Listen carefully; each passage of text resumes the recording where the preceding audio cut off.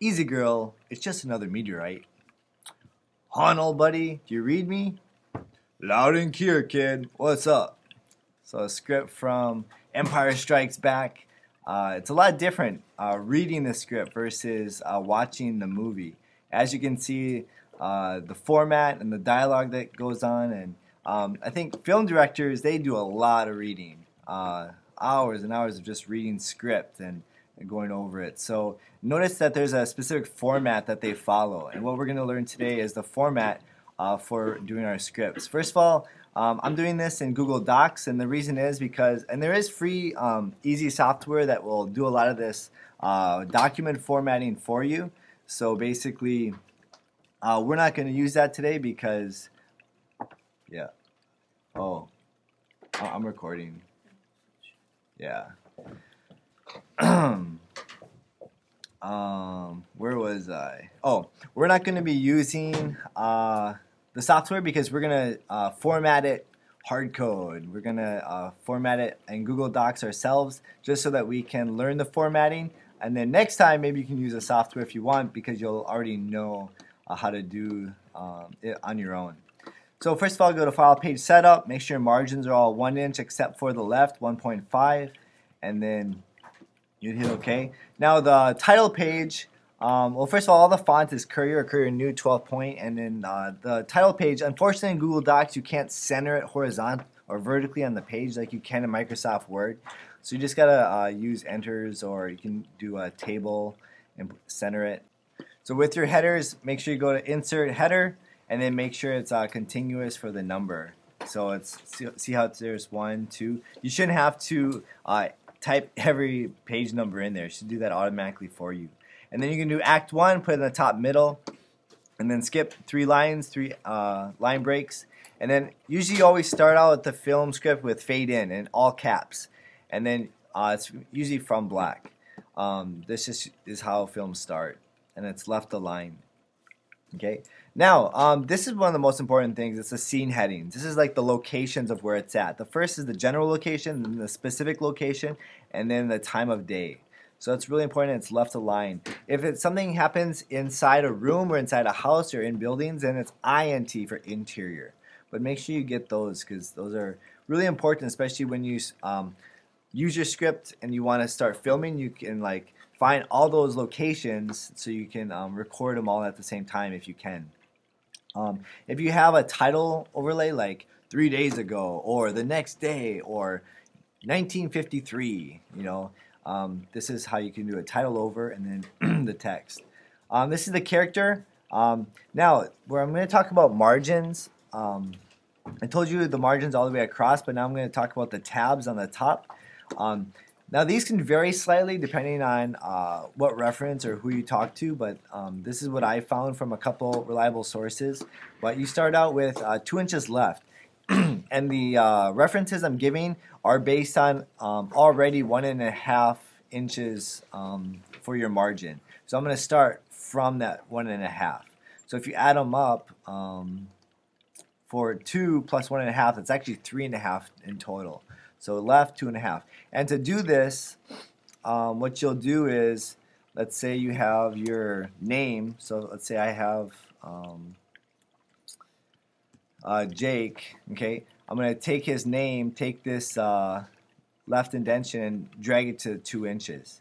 And then I'm just going to leave it extended out.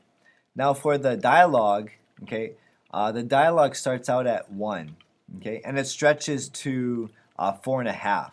So again, you can also bring in the tab from here into 4.5 to this point right here. Okay, so I'm gonna get rid of that. Now, totally from the words, it starts at it's 3.5. So if you measure from this to this, that's 3.5. So I know it may vary. We're using A4 paper. Yeah, make sure you go to File Page Setup and choose your paper source is A4 because we'll be printing this since we're in Korea. That's our standard size paper. Now for your shots, you don't have to put every shot. You don't have to put, you know, medium shot and then like every shot of each scene. That will take forever. We are creating storyboards later on, and I'll be teaching you guys how to do that. And in your storyboards, you'll be looking at specifically your angles, but also your shots and your cuts. But for important shots, like you want to emphasize the shots, you want to make sure you indicate that in the script, because the person reading the script, that may be really helpful information. So only include essential shots for your script. Notice I have joggers all capitalized. Whenever you have, these are characters. I mean, joggers aren't these mechanical robots. Whenever you have people, even if it's a crowd, you're going to have them on all caps, because you have to make sure that you don't forget to get those actors. So horizontal pan, that's just another shot, and that's an important one in knowing, okay, the shot's going to go to Joe. Notice old basketball is all caps. This is because for key props, you want to all caps them. Because again, you want to make sure that that's the emphasis and the people know, hey, that's a really important prop.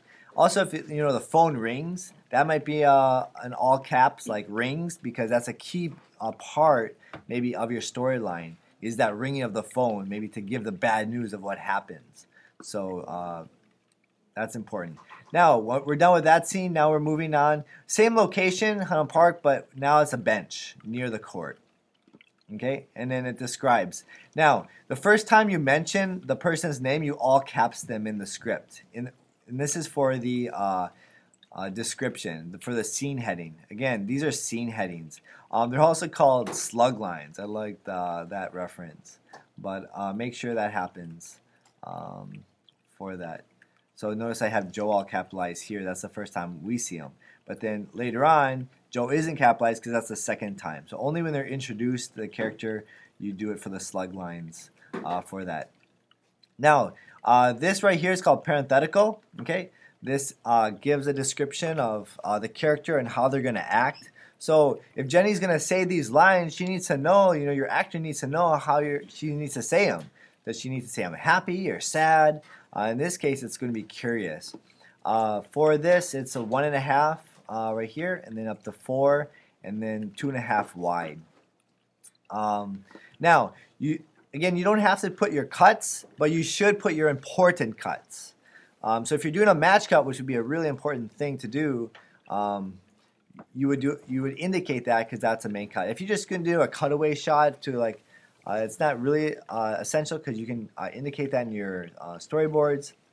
Because if we took the time to put all of our cuts and all of our shots, I mean, this script would be crazy long, and it would be hard to read fluidly. So make sure this reads and you don't have too much, but make sure you have the essentials in there. And this is right aligned. Sometimes people have flashbacks or dreams or things like that. You can indicate those in all caps and then describe them, and those are left aligned. Now, notice here, we already indicated the basketball court up here in our slug line. So when we can do this exterior and then back to the basketball court, because notice we just were at the basketball court. So basically, you only want to do the full format like this when it's introduced, okay? When it's already coming back to the second time, then you just need to say back to and then indicate where it is. Again, you don't have to put the time of day, because the time of day didn't really change much for that.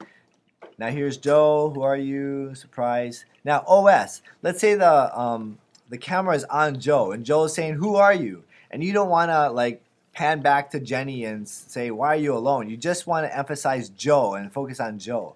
Well, the camera's on Joe, and Joe is saying, "Who are you?" And then OS means off screen. So basically, the camera is still on Joe when it says, "Who are you?" And then, "Why are you alone?" It's still on Joe. And all you hear is Jenny in the background saying this to him. So that's why you indicate OS. All right, whenever you end a script in your third act, you would put fade out to black, because that's usually how it ends, and then it says the end, And if you're going to put the end, you need to put that in your script, those titles.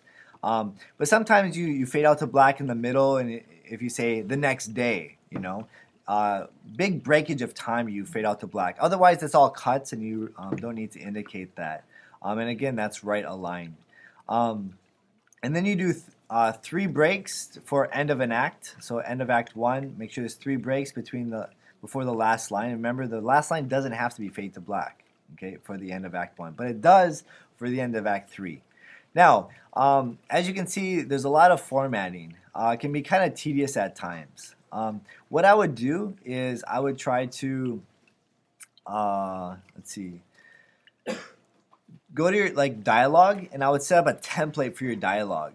Okay, so notice maybe this is my dialogue. Okay, and so I'm going to copy this dialogue here, and notice that it's the right format, so that next time, if I'm going to go to let's say I was start Act 3, or sorry, Act 2. Okay, I'm starting Act 2, and then let's say I have my exterior. Let me just copy all this.